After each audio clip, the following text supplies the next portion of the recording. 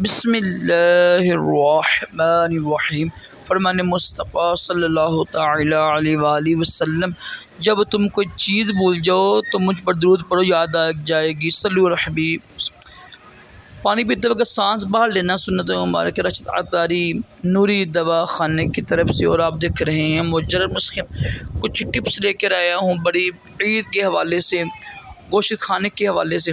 ये इस पर अमल करें, ऊपर में लिखा हुआ है। और आसान कोशिश करें यार सुन्नत के कम खाएँ, सुन्नत के मुताबिक है ना। कोशिश करें कि सुरख मिर्च कम हो, शोरबे वाला हो।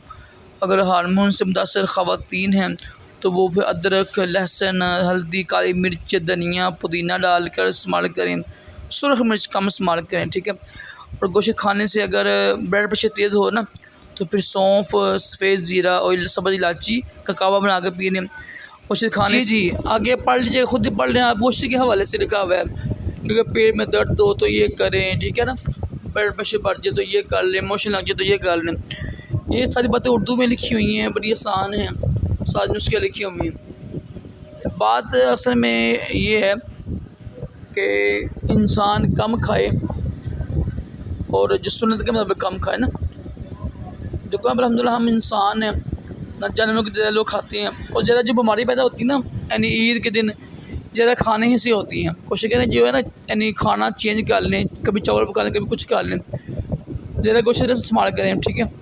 और ये इन पर अमल कीजिएगा कि मेरे ग्रुप की लिस्ट जो है ना व्हाट्सएप की, उसमें सब में सबको भेजा है मैंने। और आसान है, कोशिश करें मसवाक भी करें तो इंशाल्लाह मसवाक की बरकत से भी आपके दांत ख़राब नहीं होंगे, मसूरे ख़राब नहीं होंगी। और कम खाएं, जितना खाना खाएं उसको हज़म करें पहले, ठीक है। जब खाना खत्म हो जाए तो फिर दोबारा खाना तैयार करें। इंशाल्लाह इसकी बरकत से आप का मैदा भी ठीक रहेगा और बीमारियाँ भी पास आपके नहीं आएंगी। अगर ज़्यादा खाएंगे हज़म नहीं होगा और तेज़ मिर्च मसाले होंगे ना, तब बीमारियाँ पास आती हैं, नुकसान होते हैं।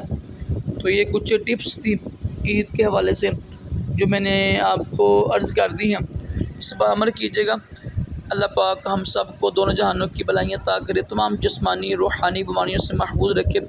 सल्लु अलल हबीब सल्लल्लाहु अलैहि मुहम्मद सल्लल्लाहु अलैहि वसल्लम।